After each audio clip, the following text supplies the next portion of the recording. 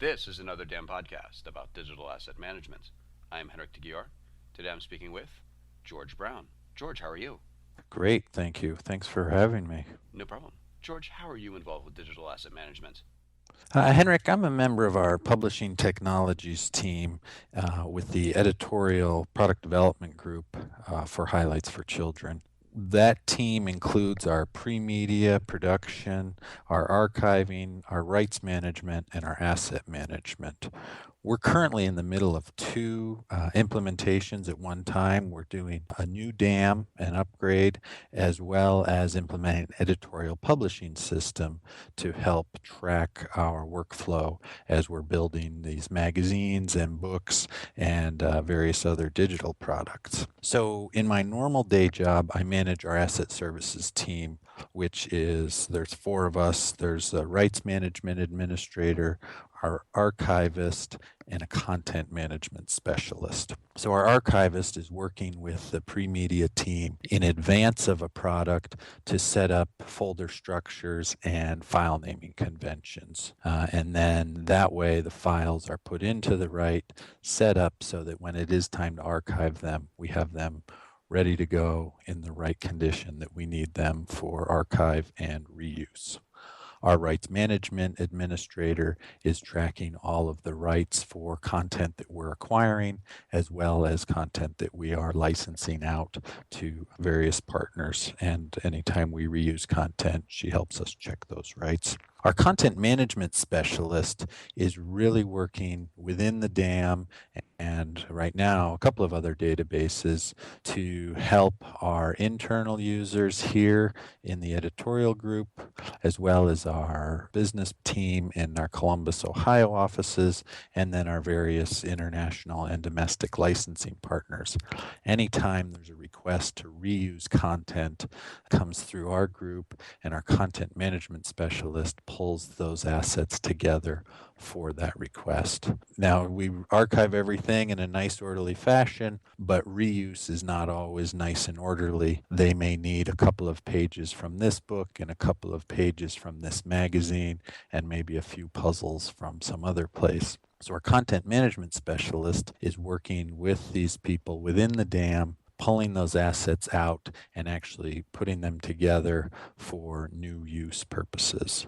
And so he does a variety of packaging and repackaging to give the right assets in the right format to what we call our customers, whether internal or external. Now, the other part of my job right now is on the dam implementation, and I've been working with our vendor to look at our assets and the metadata we have and figure out how we're getting the assets ingested and then the metadata from another system attached to the appropriate assets. We've really been fortunate with our dam implementation in that our director of publishing technologies, who is my boss, has a wide experience in the dam space, and he's done a number of dam implementations through a few different organizations. So he's able to bring to our organization this deep understanding of what it means to go through a dam implementation, starting with the requirements gathering, then on to the vendor selection, the contract negotiation, and now here we are in the heart of the implementation phase. And having Joe, who understands all of these pieces, is really helping us as an organization hit the ground running with our dam implementation. And how does a publisher of children's magazines, stories, and activity books use digital asset management?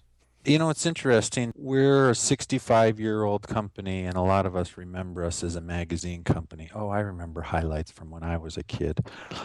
We've always collected and looked at the importance of asset management before they were digital assets.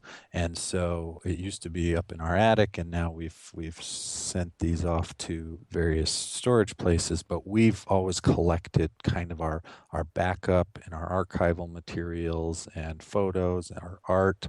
And as time progresses, we went from film to digital in the late 90s. We've expanded our business to be more than a magazine with books and activities and partners that are doing different licensing and international partners. we've had more and more need to get back into that archive to find our content and reuse it.